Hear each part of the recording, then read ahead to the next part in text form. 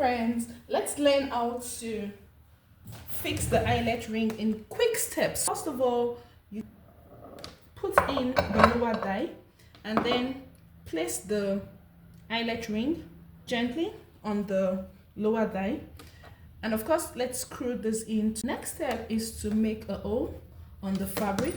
Make it a circular one. Please be careful not to make your holes too big so that it doesn't spoil your outfit. So the next thing we're going to do is to place this hole over the dye mold, and then the washer will over this. Yeah, you could use the front part or the back part for this.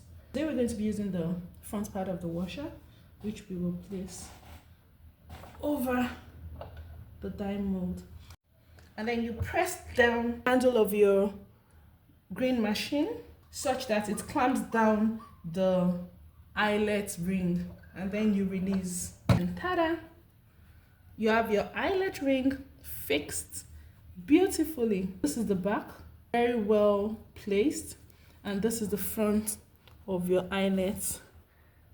Thank you for watching today, and to have a blessed day ahead. Bye.